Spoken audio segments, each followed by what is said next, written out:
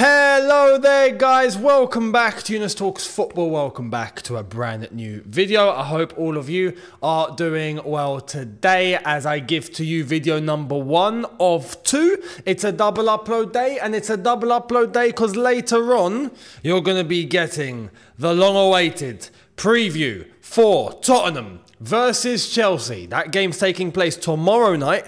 Tomorrow night there will be a watch along on here, so make sure you guys are hitting that subscribe button and the notification bell to be notified once I do go live, as well as the review that will come after the game. We're gonna have, well, I hope we're gonna have fun on this channel, and I hope it's not gonna be an absolute nightmare. Fingers crossed, but the watch along will be here, it will be live. Make sure you're here for it, much appreciated. But that's the preview later on today. We're going to start off with the news and what's going on. And there are some things to cover. There are some things to cover. We're going to talk Poch, we're going to talk Emma Hayes, and we're going to talk Manchester United, of course, because, well, they won yesterday. They won a football match. Unbelievable. But they've still got things going on over there, and we've got one link that we're going to discuss. So we're going to get to that, but let's start off with Poch. My last video on Friday was, because we had a day yesterday, day off, was about Pochettino's comments, right, in his press conference, and how I said that I've not got an issue with him saying that, you know, he's looking forward to seeing some old faces and his ex-staff, some of his ex-players, his ex-fans, you know. I've not got a problem with that whatsoever. But the one issue I did have was when he said that he was happy to see them doing really, really well. And I'm like, you know, like I said on Friday, if Spurs were a different country, a team in a different country, competing somewhere else, then not a problem, mate. I'll be happy for them as well. But we compete in the same competitions. So there's nothing wrong with just wishing them well on a respectful level, but to say that you're happy that they're doing well doesn't really fly. That was the only thing that I had an issue with. Everything else I had no problem, but that was for the TV section. Because if you know the way that press conferences are conducted, there's a TV section, which is what is released immediately. You see it in terms of the TV cameras recording. After that, there's a newspaper section, which we don't see. And there's an embargo for those comments to come out that is up until 10:30 p.m. that evening. And only then can it come out for the papers the next day, right? So we got newspaper comments, and I'm going to share them with you. And look, basically, we got to win on Monday. If we don't, I know some Chelsea fans that are not going to take it well. They're not. Let's get into it. Here's what Poch said. I'm going to accept what they, the fans, Tottenham fans, show. I didn't decide to leave. I was sacked. But it is not a criticism of the club. That is the difference. We didn't decide to leave. Maybe we could be still there. Obviously, he's referring to that if they weren't sacked, that, you know, even right now, he might just still be there. He was asked about the reception that he's going to receive by the fans, right? And what he expects the reception to be by Tottenham as a football club. And then he comes out with that, you know? If it was any other club, I feel like many fan bases will let it slide. Yeah? But people need to understand, this is Tottenham and Chelsea. This is oil and water. They don't mix. They don't mix, whether it's from our side or from their side. They don't mix. So when you see who is now, and this is where the problem lies, a Chelsea manager now, yeah, a Chelsea manager talking like this about Tottenham, it doesn't sit well. It does not sit well. His ex-club and all that, I get it. This is why I was saying on a respectful level to talk about what he's looking forward to, perhaps. But to start saying, you know, that, yeah, no, if we maybe even now we might still be there, you know? Like, any other club, right? Say if Pochettino was manager of, I don't know. We could even say Manchester City, right? Newcastle, right? Good example. And he comes out with that. I know Chelsea fans won't really have much of an issue. But Tottenham, my point of the comment that I'm mentioning now is that it's not going to sit well in the Chelsea fan base. It's just not going to sit well. Poch is not setting himself up nicely here. That's the point. Because now, it's added a pressure. It's added the pressure, whether we like it or not. If we don't win on Monday, actually not even if we don't win, because I think many Chelsea fans wouldn't mind the draw. Respectfully, I want to win, but anyway, I get it. But if we lose, this is the sort of thing that's going to come back to haunt Poch. Because I just know for a fact there's going to be some Chelsea fans now that are going to be like, nah, his heart's not in it.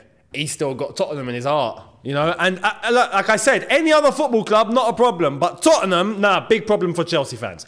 Big problem for Chelsea fans. Big problem for Chelsea fans. So when he comes out saying this, right, it just doesn't sit well. It was an unnecessary comment. Poch didn't need to make that. Talking about what ifs and yeah, I would still be there and it wouldn't have needed to be said. It just doesn't. He was asked about the support, the supporters at Tottenham, the reception that he's going to receive. How that somehow led to, yeah, no, if maybe we could still be there now. As a Chelsea manager, this is where I feel like there's fans now that are doubting whether Poch has really understood the football club that he's walked into. The fabric, you know, the DNA. Does he get it? Anyway, talking about that, there was something that come out and I couldn't. This one I couldn't believe. This was like the cherry on the cake. I saw this and I was like, oh my god, no! Are we doing this again? Are we going down this path again? You're probably asking what? Let's get into it. From Ryan Taylor, Pochettino has refused to provide assurances he will keep his emotions in check on Monday, even if there is little room for sentiment. He previously confessed during his time at Spurs that he was nicknamed La Lorana, which translates to the crier, by his mother due to his sensitivity. Oh boy. See, this is where I'm saying, are we going down this route again? Are we going down the route of having to deal with a manager who is soft? I thought, I have to be honest, at the very beginning, when the Poch rumours started popping up, you remember what I said? That I'm not so sure this guy has it in him in terms of mentality. I'm worried. I'm worried that he's got a mentality that isn't really a winner's mentality, and I'm a bit concerned in terms of if he were to come in, he wouldn't take us to where we need to get to. Then I did say that when the rumours started to get strong, that I think he's someone that can take us to a Champions League spot, but whether he can take us further, I'm not so sure. Then when he joined, he started saying all the right things. The things that I didn't think he'd say. The things that I didn't think was in his vocabulary. The things that I didn't think would be something that would come across his mind. And he started talking about winning and there's no excuses and it doesn't fly at this club and this is a club with a heritage and we got to perform. And I'm like, yo, this is Poch? I've never heard him speak like that at Spurs. I've never heard him speak like that ever. He's coming to Chelsea and he's saying the right things. Oh, okay, cool, fantastic. And then we started recently to see him backtrack a little bit. And I know some fans have had issues with that. I hear this and I think, oh my God. Because look, I want to make this perfectly clear. And we got to use the example of our greatest ever manager at this football club here, because as far as I'm concerned, we didn't like it to an extent, but we understood it, and he was right. How many times did Mourinho go to his former club, right, and talks about emotion and it's good to be back and yep, you know, the old faces and all this, but the football's the football and I'm coming here to beat you. I don't care. You are the enemy. For 90 minutes, you're the enemy. And I'm sorry, I got to slaughter you. After that, not a problem. He gets his emotions in check. That was when he was with us and we went to Inter, if you remember, or when he was at another club and he came to us, he said it. When he came with Man United, he said it. When he came with Tottenham, he said it. And that's when he came with Tottenham. Even then. Yeah, you know, emotions and whatnot, coming back to Stamford Bridge, absolutely. But I'm sorry, the football's the football, and I'm coming here to get a win, and I'm coming here to get a job, and I don't care about the emotions during 90 minutes. You got to differentiate the two. You have to differentiate the two. Don't mix. So when I hear this, I get concerned. I get concerned that even during the 90 minutes, Poch isn't going to be fully focused. Poch isn't going to be completely concentrated on the job. There is a risk that he could get distracted if there was a certain chant or a certain bunch of fans saying a certain thing or whatever. He could get head turned. We can't have that. We can't have that. And this is why I'm saying, if it was another club, you could, to an extent, maybe let it fly. This is Tottenham. It's Tottenham and Chelsea. Like I said, it's oil and water. They don't mix. They don't mix. They don't mix. Now, this is why I'm saying now there's an added pressure. Chelsea have to win tomorrow. And I'm gonna emphasize exactly what needs to be done in the preview. So make sure you're gonna be there for that, because I got a message to put in that preview. But I truly, truly hope we haven't hired another softie. That's all I want to say. I really hope we've not hired someone that can't keep their emotions under control, their emotions in check, and as a result, can't take the necessary measures that need to be taken at certain moments with certain players, certain staff, certain results, so where the manager needs to dictate and lead the situation, good or bad. This is where, you know, someone that's not afraid to give a grilling, someone that's not afraid to be able to set a standard, someone that's not afraid to drop, someone that's not afraid to do all those things and not just go down the route of, oh, it's going to be okay, don't worry. Because we had that with Graham Potter. I ain't doing that again. I'm sorry, we're not doing that again. And this is why I've got a bit of concern. I hear this. He's labelled the crier by his own mother. We better win tomorrow. That's what I'm saying. We better win tomorrow. Now, let me know your thoughts down below as we move to Emma Hayes. Emma Hayes. I gotta say, I heard this and I couldn't believe it. I couldn't believe it. And to an extent, I'm heartbroken. To an extent. Let's get into it. Here it is. Emma Hayes to depart Chelsea at the end of the season. And we've got more. The Chelsea players learned of the news that Emma Hayes is leaving while in the dressing room after Saturday's win. The news is said to have stunned players and many non-football staff too, with Hayes being a hugely popular figure at the club. And why is she leaving, it seems? Well, it's looking like she's going to be chasing, as Chelsea have put, an opportunity away from club football and from the WSL, the Women's Super League, basically the Women's Premier League. And this is why. Emma Hayes is set to be named the next head coach of the US Women's National Team. Emma. Like I said, I'm gutted. I am gutted. I'm gutted to hear this, man. Emma Hayes is a legend at this football club. An absolute legend.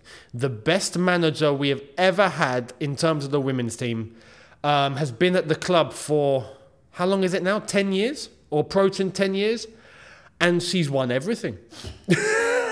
She's won it all. Except, am I correct in saying we've not won the Champions League? If I'm going to actually try and get the accolades now of what Chelsea women have actually done. But Emma Hayes, symbolises every little bit of success that the women's team have had. And like I was just talking about, if actually we go through the honours now, we've won the league multiple times. 1, 2, 3, 4, 5, 6 times champions in terms of the league. We have the FA Cup 1, 2, 3, 4, 5 times FA Cup winners, including runners-up a couple of times. The League Cup, 2 times League Cup winners, and 1 time runner-up in the 2021 season, which we did the watch-along to on this channel, if you remember, and we got battered by Barcelona 4-0. If it was 4-0, I think it was 4-0. But Barca were operating on another level. But we got to that final, and yeah, Emma Hayes has done incredible things. She's a 5-time doubles winner. And we got the treble, domestic treble, done in the 2021 season, and we could have got the quadruple, but like I said, we lost the final of the Champions League.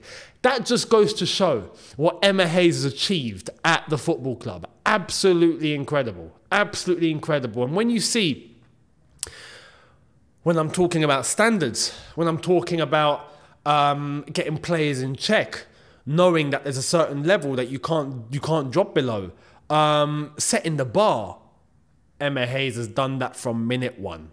Minute one. And if you go and see various clips of her with the team at Cobham and whatnot, you see that when she's got to grill them and she sets the level, she does, and she's not afraid to, and she lets everyone know that this is Chelsea.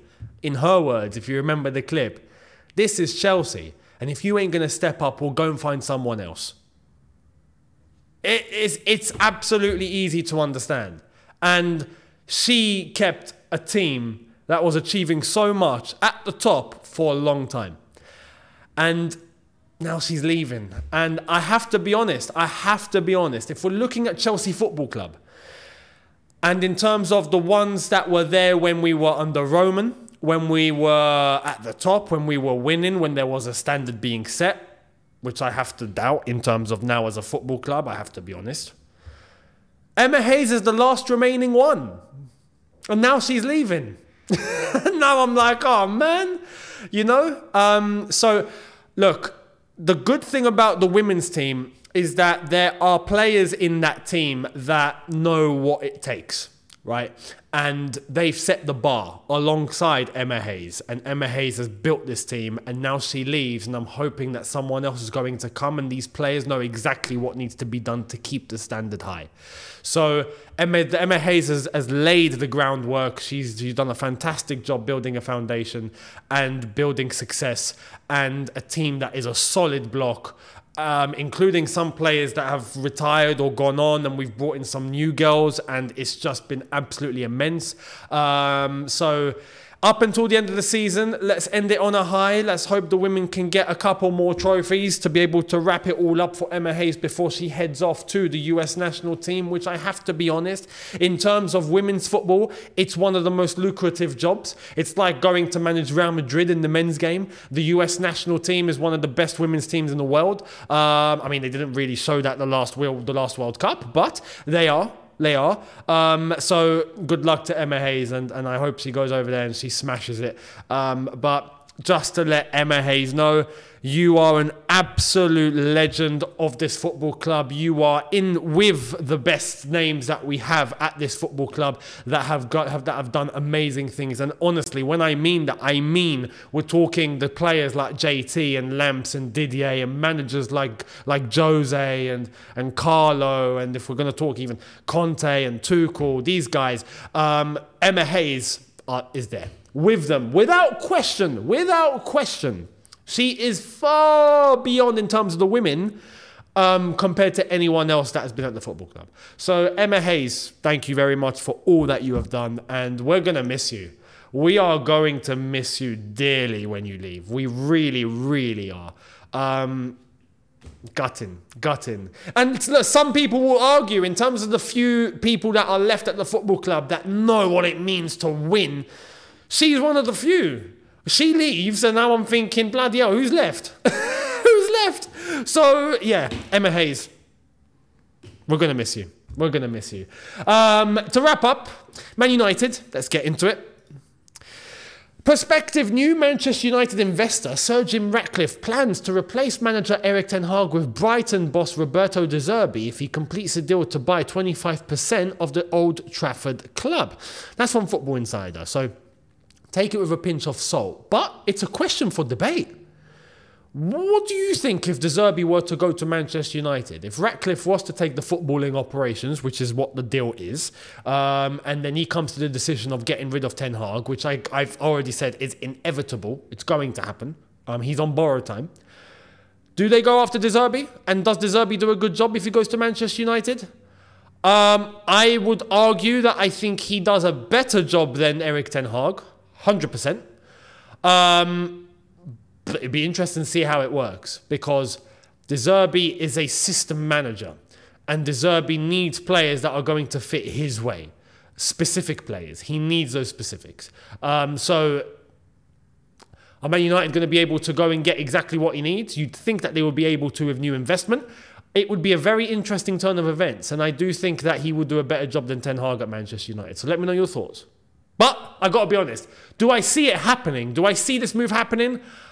I don't think so. I don't see De Zerbi going to Manchester United. I don't think there's enough substance in this story for it to be a thing, personally. But you never know. Let me know down below. Much appreciated. And I will see all of you later on for video number 2. The preview to Tottenham versus Chelsea as we get into, I think, Chelsea's most important game this season.